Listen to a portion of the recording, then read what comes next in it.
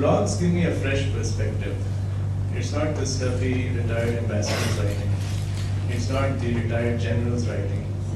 It is young people who are giving me something to read in a language I can understand, and with a lot of honesty, and without any issues about, in terms of legal implications. Minor issues like slander and libel are kept aside. So, but it's good.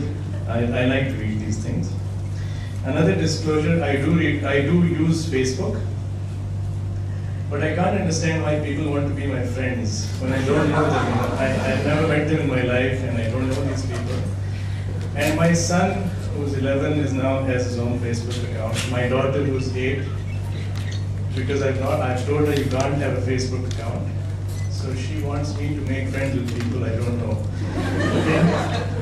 Now, having said that, I have a Twitter account as well, and I do try to do tweets, but I can't get it. I mean, I still don't get what's the big deal. But I've seen a lot of people tweeting, and I've seen that it's a free flow of information, and I respect that, and I think that's where we're going on a more serious note. Now, this is where this is the old, I would like to call myself an older journalist, and you people the younger journalists or opinion makers. And this is the part of the generation and technological gap between many journalists and bloggers, which results in one group making fun of another. But for me, as a journalist who's put in 20-25 years, what I see is that my colleagues in the field don't realize the full implications of what you people are doing.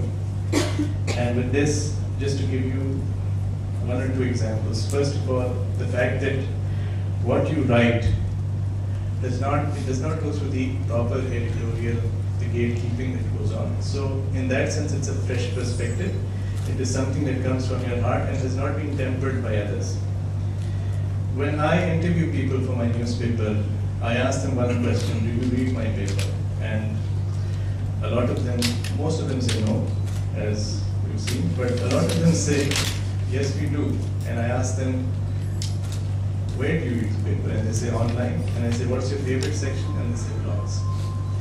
So for me, this is a new form of expression of opinion, and I'm very interested to see where it proceeds.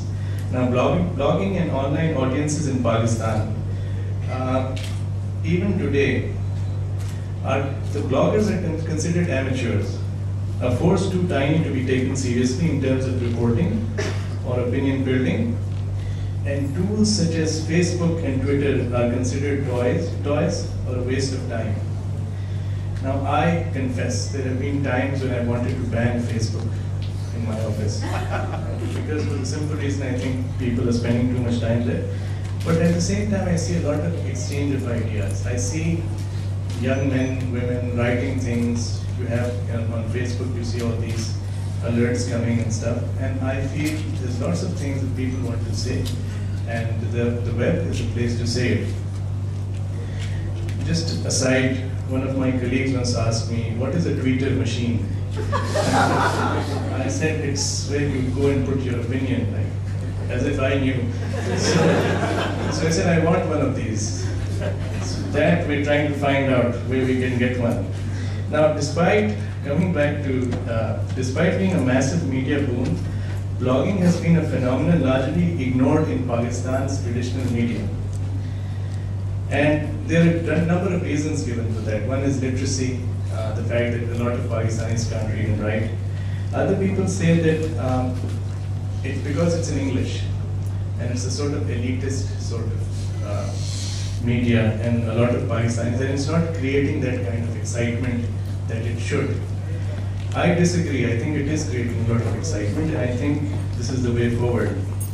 Thankfully, through the efforts of Daily Dawn and now the Express Tribune, the traditional media is waking up and coming online with a strategy to really develop Pakistan's online space. In this, particularly of interest to me is the concept of citizen journalism and how through the online space, people who are not actually full-time journalists are able to report and give information that can be used and that can be brought to prominence. Over at the Tribune, our focus has been on using our resources via the paper and also the TV channels to provide news in a timely, objective manner. But for online commentators and blogging in particular, we have laid a huge emphasis on building vibrant, responsive community. And that dialogue will hopefully bring about something positive, an extension of which events like this conference are. We want people to talk to each other. It is critical for our country, which is at an unstable and dangerous juncture in its history, and thankfully the internet is one of the few places where it is hard to silence voices of dissent. To this end, bloggers and our blog section has played a big role in allowing great discussion on issues openly. We've had an amazing amount of discussion, a lot of which if I were in charge, I would have censored and said, no way is this going. But we've had discussions on sex and gender, criticism of various institutions, religion and values, and even lighter material related to our culture. Some of which I'm sure we will hear later today. Speaking from my experience, our bloggers have added immense value to our paper, the Tribune, and I would like to thank them each personally for that. I think our paper's strength is its blog section. It is also important to remember that the traditional media are not here to cannibalize on the online space. Now this is very important because I'm part of the Council of Pakistan Newspaper Editors, and when we meet, one of the questions I was asked once was that, in Urdu newspaper, they asked me whether they should start a website, because the worry of the editor was that the website would eat into the paper. And I said, no, actually the opposite is going to happen. If you have a website and a web presence, your print readership will increase. And I've seen that happen.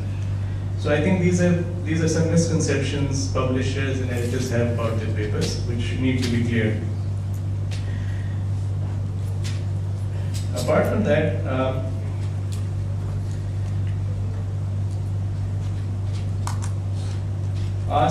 now what we need to do, my biggest question as a journalist, and this is where I have a bit of worry, is that here we had all of you young people who are writing all this stuff that's being read. And eventually there will come a time when you'll be able to post this on websites, news websites, places like the Tribune, with less and less editorial content. So a question for me as an old school traditional journalist is that my role as a gatekeeper is eroding, and whether it's a good thing or a bad thing, that only time will tell. What I'm happy, and my other worry is that in terms of Pakistan, will we be able to bring change through people like you? We have a vibrant press, we have a functioning democracy with all its faults. But in terms of, some people say that we will have an Egypt-like revolution through the web. I don't think that's happening, but we may have a social revolution, we may change things. All these are questions that people like you will answer, and I look forward to reading more of what you write. In the end, I would like to thank our publisher Bilal Lakhani, who was supposed to be here and speaking, but he had to go off somewhere. Our web editor Jahanzeb Haq and blogs in charge Faria Sayed for making this happen. I would like to thank the US Consulate, William Martin, Trisham Berry, Andy, and of course Mushtaq Rajpal for making this possible. It's very important for a person like me to meet people like you, because you are our opinion leaders of today and hopefully of tomorrow. Thank you very much.